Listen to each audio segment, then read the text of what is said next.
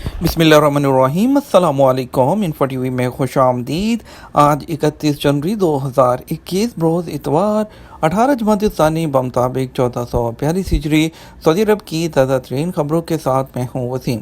اگر آپ بھی سعودی عرب کے حالات سے بر وقت آگاہ رہنا چاہتے ہیں تو انفو ٹی وی کو سبسکرائب کیجیے، ساتھ میں موجود بیل آئیکن پریس کیجیے تاکہ آپ تک لیٹسٹ اپڈیٹس پہنچ سکیں۔ آج کا نیوز بلیٹن بہت اہم ہونے والا ہے۔ اس میں بات ہوگی انڈیا کی انٹرنیشنل فلائٹس کی، بات ہوگی نئی ملازمتوں کے بارے میں، آپ کے سوالات جوابات شامل ہوں گے، اقامات جوازات وزٹ ویزا اور تمام اہم خبریں شامل ہوں گی۔ اس کے علاوہ اور بھی بہت سی اہم خبریں ہوں گی جیسے کہ سعودی عرب کے بدلتے حالات سے متعلق، تو ویڈیو کو مکمل دیکھیے گا۔ شروع کرتے ہیں اپنی پہلی خبر کے ساتھ۔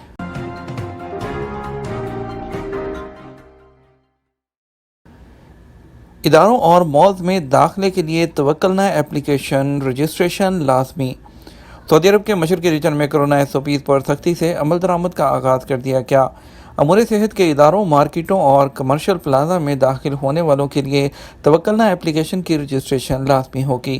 ویب نیوز سبق کے مطابق گورنر مشرقی ریجن شہزادہ سعود بن نائف کی جانب سے کورونا سے بچاؤ کے لیے تدابیر پر سختی سے عمل درآمد کو یقینی بنانے کے لیے تمام احتیاطی طریقوں کو اختیار کیا جا رہا ہے۔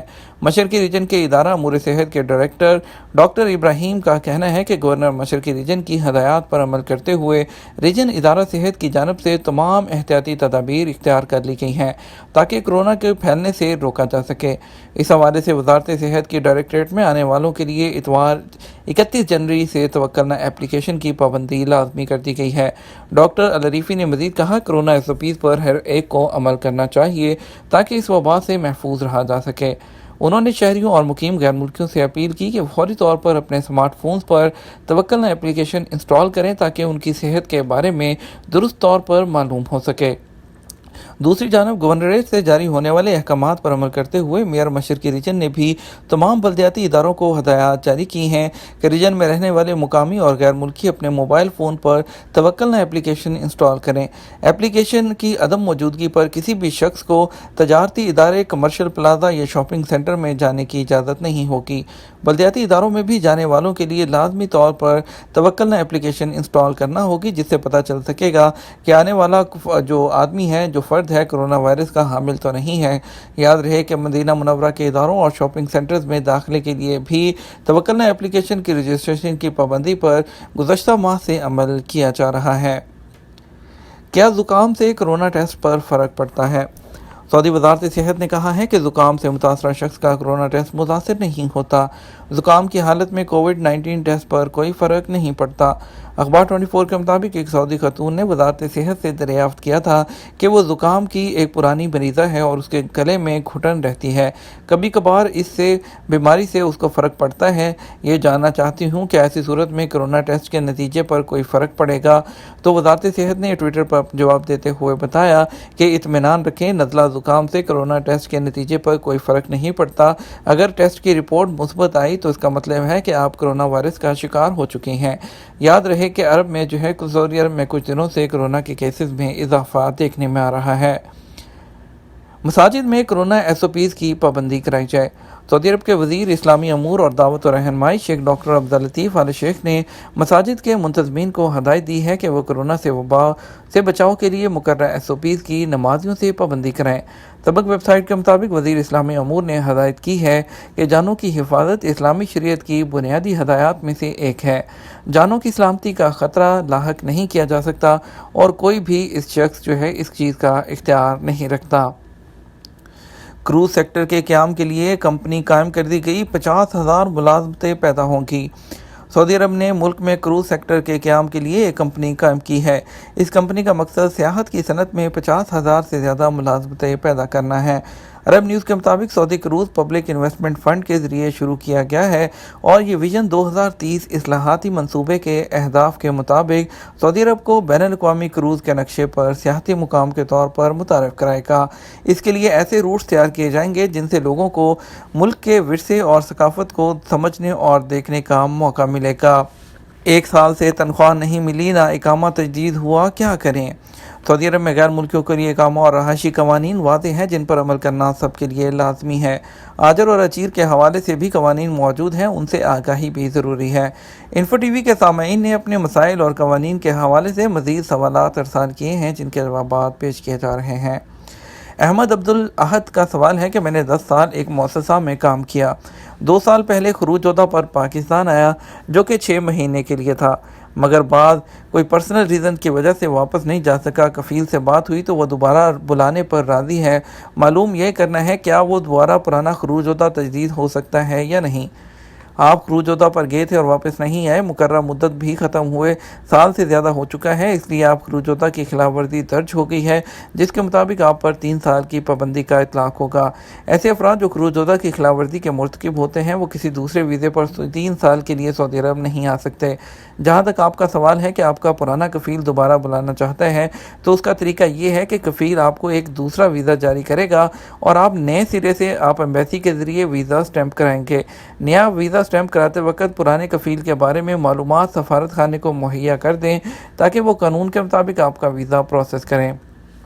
जहाँ तक पुराने खरूज जोधा की तजदीद के हवाले से सवाल है तो ये हालिया कोरोना वबा की वजह से सहूलत जो है जारी की गई है, मगर आपका केस बहुत पुराना है, इसलिए आप अपने कफ़ील के दूसरे वीज़े पर सऊदी अरब आ सकते हैं, पुराने पर नहीं, क्योंकि पुराना वीज़ा महकमा इमिग्रेशन के सिस्टम में ब्लॉक हो चुका है और वो खरूज वालामियात की कैटेगरी में जा चुका है। तारक अजीज़ ने सवाल किया है कि पाकिस्तान से सऊदी अरब जाने वाले मुसाफिर कितने सिगरेट और निस्वार अपने साथ ले जा सकते हैं। सऊदी अरब में निस्वार ममनुआ अशिया में शामिल है, इस पर पाबंदी आयद है, इसलिए ममनुआ अशिया लाने की कोशिश ना करें। जबकि एक मुसाफिर जो है वो 200 सिगरेट लाने की इजाज़त है, इससे ज़्यादा तजारती मकासद के लिए शुमार की जाएंगी जो कि महकमा कस्टम के कवानीन की खिलाफ वर्जी शुमार होगी। गुज़श्ता साल से महकमा कस्टम की जानब से जारी की जाने वाली हदायत के मुताबिक एक मुसाफिर अपने साथ 200 सिगरेट या ज़्यादा से ज़्यादा 3 किलो तंबाकू ला सकता है। इससे ज़्यादा सिगरेट या तंबाकू होने पर उन्हें ज़ब्त करके कस्टम ड्यूटी आयद की जाएगी। शौकत कियानी का सवाल है, 1 साल से तनख्वाह नहीं मिली और 2 साल से इकामा भी तजदीद नहीं किया गया, क्या करें, रहनुमाई करें। आपको चाहिए कि वज़ारत अफरादी क़ुव्वत की अदालत में केस दायर करें, क्योंकि कानून के मुताबिक अगर कारकुन को 3 माह तक सैलरी नहीं मिलती तो लेबर कोड की जानब से उसकी जो कफ़ालत है उसकी तब्दीली के अहकामात जारी कर दिए जाते हैं। अगर आप रियाज़ रीजन में मुकीम हैं तो सफारत खाना रियाज़ या जद्दा रीजन के कौंसलेट के शोबा वेलफेयर से रुजू करें और वहाँ दरख्वास्त जमा करवाएँ जिसमें आपके तमाम मसाइल का, अपनी प्रॉब्लम्स का जिक्र वाज़े तौर पर करें। वेलफेयर सेक्शन के ज़रिए कंपनी से रब्ता करके मामला हल कराया जा सकता है।